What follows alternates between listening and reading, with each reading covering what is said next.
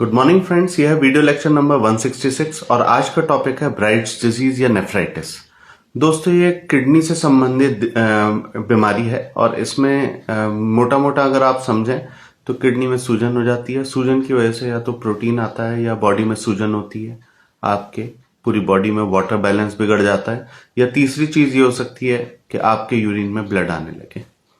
ये जो है आजकल देखा जा रहा है कि बहुत कॉमन होती जा रही है। पहले इतना इसके केसेस नहीं आते थे, लेकिन अब प्रोटीन जो है वो बहुत सारे लोगों के यूरिन में पाया जाता है और खास तौर से जो है अब हम देख रहे हैं कि बच्चों के केस में भी आ रहे हैं। आइए जानते हैं कि इसके मुख्य कारण क्या है। दोस्तों, सबसे पहला कारण है डिहाइड्रेशन। डिहाइड्रेशन किडनी डिजीज का सबसे बड़ा कारण है। मतलब आप जो है या तो पानी बहुत कम ले रहे हैं या नमक बहुत ज्यादा खा रहे हैं। दोनों केसेस में जो है आपको जो है इम्बैलेंस हो जाएगा। एक्सेसिव सॉल्ट से भी आपको पानी की कमी महसूस होगी और जो है पानी कम लेने से भी जो नॉर्मल पानी लेना चाहिए वो लेना चाहिए। देखिए 25 किलो हर 25 किलो पे 1 लीटर, मतलब अगर कोई 75 किलो का आदमी है तो उसे 3 लीटर कम से कम पानी पीना चाहिए। अब हम आते हैं इसके कारणों पे। तो दोस्तों, पहला कारण है किडनी स्टोन। बहुत इंडिया में आम है, जो है इंडिया में जो है किडनी स्टोन जो है बहुत कॉमन पाया जाता है।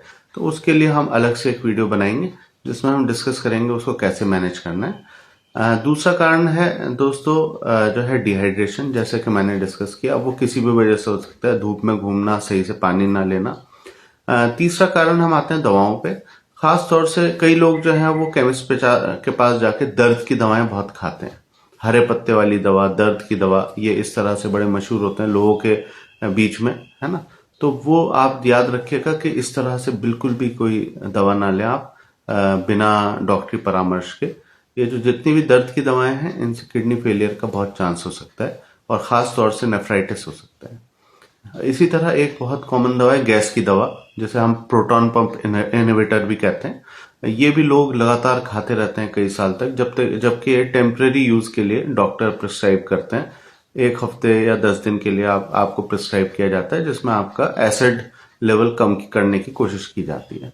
अगर लोग इसे भी इनडिस्क्रिमिनेटली खाते रहेंगे बिना किसी डॉक्टरी परामर्श के, तो इसमें भी आपको काफी दिक्कत हो सकती है। इन 2 दवाओं से खास तौर से काफी आपको परेशानी हो सकती है। वैसे तो और भी बहुत सारी दवाएं जैसे कैंसर के ड्रग्स हैं, तो उनसे भी होता है किडनी डैमेज, लेकिन वो जो है स्पेशल केस है। ये हम बात कर रहे हैं आम लोगों की।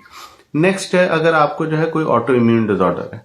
याद रखिए दोस्तों, ऑटो इम्यून डिसऑर्डर्स बहुत सारे हो सकते हैं, जैसे आरए है, रिमेटॉइड आर्थराइटिस है, सोरियासिस है ना। इस तरह के बहुत सारे डिजीज हैं जिनमें देखा गया है कि साथ में ब्राइट्स डिजीज भी हो जाती है, किडनी में इन्फ्लेमेशन भी हो जाता है। इसी तरह हम देखेंगे कि कई केसेस में क्रोनिक बीमारी होती है, जैसे आपको बहुत समय से बीपी हाई रहता है या हाइपोथायरॉयडिज्म है आपको, मतलब मोटा करने वाला जो थायराइड होता है, या फिर आप देखेंगे डायबिटीज है। बहुत बड़ा कारण है डायबिटीज, शुगर ज्यादा होना। अगर थोड़ी सी भी 200 से ऊपर भी शुगर आपकी लगातार रहती है तो आप उसको डॉक्टरी परामर्श से ठीक करें और एक्सरसाइज और डाइट से ठीक करें, अदरवाइज ये आपकी किडनी में प्रॉब्लम करना शुरू कर देगी। नेक्स्ट है, अब हम देखते हैं बहुत सारे केमिकल्स हैं जो कि हम घरों में इस्तेमाल करते हैं। डायरेक्ट एक्सपोजर से बचें, हमेशा ग्लव्स पहन के। जैसे आप देखेंगे बहुत सारे आप डिटर्जेंट्स हैं इस तरह के जो कि टॉक्सिक हैं, या फिर आप वॉशरूम में अपने देखेंगे बहुत सारे क्लीनिंग एजेंट्स हैं जो कि बहुत टॉक्सिक हैं। उनको हाथ ना लगाएं, आप बिना हाथ लगाए या फिर आप ग्लव्स के इस्तेमाल से ही उनका इस्तेमाल करें। डायरेक्ट एक्सपोजर से काफी नुकसान हो सकता है। कुछ कारण जेनेटिक या कंजेनाइटल हो सकते हैं कि आपकी फैमिली हिस्ट्री रही है ऐसी किडनी डिजीज की, और कंजेनाइटल में होता है कि बच्चा बचपन से ही पैदा हुआ, तभी उसके कोई ना कोई इश्यू था किडनी के अंदर। लास्ट है जो कि सबसे इंपॉर्टेंट है और आप लोगों से जुड़ा हुआ है, लाइफस्टाइल डिसऑर्डर। याद रखिए दोस्तों, आप अपना एक्सरसाइज का स्केड्यूल जरूर फिक्स करें। सबसे इंपॉर्टेंट है मसल, एक तो वॉक आप कर सकते हैं, दूसरा मसल बिल्डिंग भी बहुत जरूरी है। आप अपने हाथों की इस तरह से ये एक्सरसाइज जरूर करते रहें। मसल्स आपकी जो है हमेशा टाइट रहनी चाहिए। मसल्स जो है जितनी आपकी टाइट रहेंगी उतना आप फिजिकली एक्टिव रहेंगे और बीमारियों से बचे रहेंगे। इसी तरह प्रोटीन इंटेक भी आपका बहुत ही ग्रेडेड होना चाहिए। मान लीजिए कोई 60 किलो का आदमी है तो उसे 60 ग्राम प्रोटीन दिन में चाहिए, 3 डोजेज में, मतलब 20 ग्राम सुबह, 20 ग्राम दोपहर में, 20 ग्राम शाम में। वो आप अपने हिसाब से डिसाइड कर सकते हैं अपनी डाइट। नेक्स्ट है, अगर आप देखेंगे वाटर इनटेक अपना, शुरू में जैसे हमने बात की थी, बहुत ज़रूरी है आप अपना वाटर इनटेक जो है मैनेज करें। और दोस्तों, एक बच्चों में जो देखी जा रही है उसका कारण है पैक्ड फूड। पैक्ड फूड बच्चे बहुत खा रहे हैं, जंक बहुत खा रहे हैं। इस पे आप लिमिट लगाएं। अगर बच्चे में कहीं आप देखते हैं कि चेहरे पे सूजन है या पैरों में सूजन आ रही है, पेट में सूजन है, हाथ पैरों में सूजन है, तो आप इस पे जो है लिमिट करें बच्चों में। नेक्स्ट हम आते हैं, देखिए दोस्तों, सिम्टम्स क्या क्या हैं इसके। तो सिम्टम्स में जब हम जाएंगे तो पहला है आपको फेस पे स्वेलिंग आएगी, खासतौर से आंखों के चारों तरफ स्वेलिंग होगी। अगर ऐसा है तो आप अपनी टेस्ट कराएं और जो है चेक कराएं कि कहीं प्रोटीन यूरिया तो नहीं है या आपके जो है किडनी में इन्फ्लेमेशन तो नहीं है। और इसके अलावा जो है आप देखेंगे जो पेशाब है वो काला या भूरा, बहुत ज्यादा भूरा, काला, फ्रॉथी, उसमें झाग होगा, इस तरह का पेशाब आना शुरू हो जाएगा। बीपी आप अपना रेगुलर नापें। अगर आपका बीपी 140/90 से ऊपर, 80 से ऊपर जा रहा है, तो आप जो है अपनी किडनीज की जांच कराएं। बहुत थकान होगी, कमजोरी होगी और आपका कई केसेस में सांस फूलेगा बहुत ज्यादा। ये सारे लक्षण हैं कि आपकी किडनी पे बहुत लोड पड़ रहा है कहीं ना कहीं, और आपको जो है प्रोटीन यूरिया होने के संकेत दे रही है बॉडी। इसका देखिए प्रिवेंशन जब हम आते हैं तो जैसे मैंने पहले ही बात करी है, आप अपना बीपी मॉनिटर करें, शुगर मॉनिटर करें। शुगर नहीं बढ़नी चाहिए, बीपी नहीं बढ़ना चाहिए। सॉल्ट जो है बहुत ज्यादा ना लें, नॉर्मल जो आप लेते हैं खाते हैं उस पर कोई दिक्कत नहीं है। इसी तरह जंक फूड ना लें। जंक फूड जो है, जो जिसमें मैदा होता है, चीनी होती है, ये आप एक लिमिट में लें।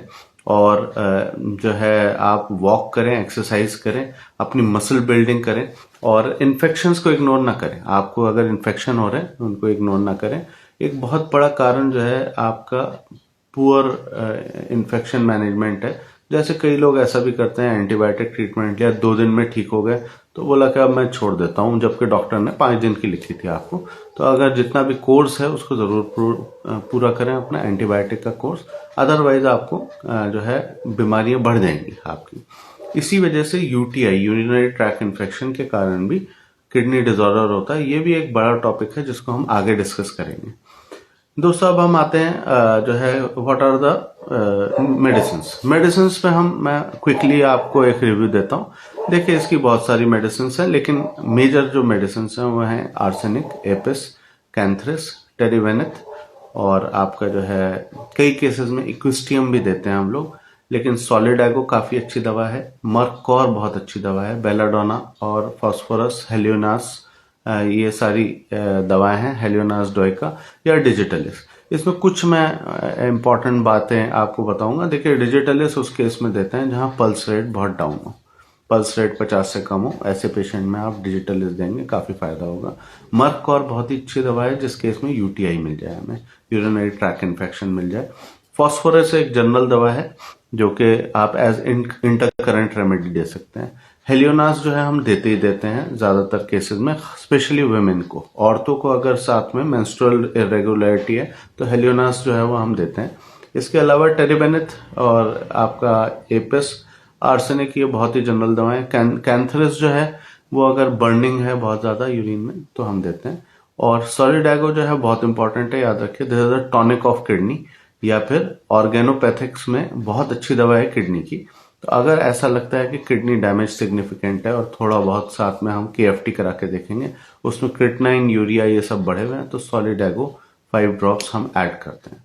लेकिन आज जैसे कि हम इन वीडियोस में एजुकेशनल पर्पस के लिए बताते हैं और इसमें हम कोशिश करते हैं कि इस तरह का एक फॉर्मूला बताएं जो कि प्रैक्टिशनर्स बहुत आसानी से यूज कर सकें। तो उसमें आज का जो फॉर्मूला है उसका निमोनिक है आटा। आटा जो है इसमें आप देखेंगे एपिस, टेरीबेनिथ और आर्सेनिक, ये 3 ऐसी दवाएं हैं। अगर आपको इनिशियल स्टेज में पता लगा है कि आपको प्रोटीन आ रहा है तो आप जो है इस फॉर्मूले को इस्तेमाल करके देखें। इसमें स्वेलिंग भी कवर्ड है, इसमें ब्लड प्रोटीन, ये जो है अगर पेशाब से निकल रहा है ये भी कवर्ड है, और आपके रेस्टलेसनेस और जो आपको अंदर से तकलीफें हैं इसके कारण, प्रोटीन यूरिया के कारण, ये कवर्ड है।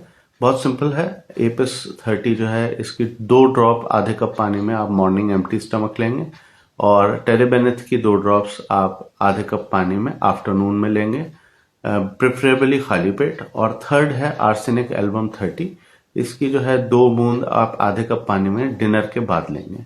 ये आप जो है 15 दिन तक ले सकते हैं और उसके बाद आप अपने टेस्ट कराएं। अगर आपके टेस्ट अच्छे आ रहे हैं तो आप उसके बाद किसी डॉक्टर से परामर्श भी लें, और इसको कंटिन्यू भी कर सकता है डॉक्टर। इसको जो है अगर आपके ठीक हो गया तो आप रोक लें इसको 15 दिन के अंदर, और जो है अपनी हेल्थ को मॉनिटर करें। लास्ट में मैं बताना चाहूँगा दोस्तों, कुछ टेस्ट हैं जो कि आप खुद भी करा सकते हैं और डॉक्टरी परामर्श से भी करा सकते हैं। सबसे इंपॉर्टेंट टेस्ट इसमें है यूरिन रूटीन। कभी कभी हम यूरिन कल्चर भी कराते हैं, जिस केस में हमें ऐसा लगता है कि यूरिन बहुत ही बदबूदार है, उस केस में कल्चर भी कराएं आप। ये 2 टेस्ट जो है बहुत सारी चीज़ें बता देते हैं कि यूरिन की क्वालिटी कैसी है, उसमें प्रोटीन ब्लड इन्फेक्शन तो नहीं आ रहा है, किस तरह का इन्फेक्शन है, बैक्टीरिया की कितनी क्वांटिटी है। नेक्स्ट है आप करा सकते हैं KFT, किडनी फंक्शन टेस्ट। हाँ, अगर इसमें किडनी फंक्शन टेस्ट में बहुत सारी चीज़ें आ जाती हैं। आपका प्रोटीन अगर डिक्रीज हो रहा है वो भी आ जाएगा, और सॉल्ट्स आ जाएंगे आपके, सोडियम, पोटेशियम, क्लोरीन। इसके अलावा आप देखेंगे कि क्रिएटिनिन लेवल, यूरिया लेवल, ये सब पता लग जाता है। और लास्ट है जो टेस्ट है वो बहुत इंपॉर्टेंट है, और दैट इज अल्ट्रासाउंड। अल्ट्रासाउंड से किडनी की एक्चुअल स्थिति पता लगती है कि किडनी जो है किस हालत में। इसके अलावा भी बहुत सारे टेस्ट होते हैं। अगर ज़्यादा मैं देखे सीरियस पैथोलॉजी है तो उस केस में जो है रीनल बायोप्सी भी होती है, और IVP होता है जिसमें फ्लो देखा जाता है यूरिन का कैसा है। बहुत सारे हैं टेस्ट, है ना, लेकिन ये मोटे मोटे इंपॉर्टेंट टेस्ट हैं जो कि आप खुद भी करा सकते हैं लैब से कह के। अगर आपको ऐसा लक्षण मिलता है आप ये करा लें और लेके आप डॉक्टर से परामर्श करें। आज के लिए वीडियो ही खत्म होता है। धन्यवाद, थैंक यू वेरी मच।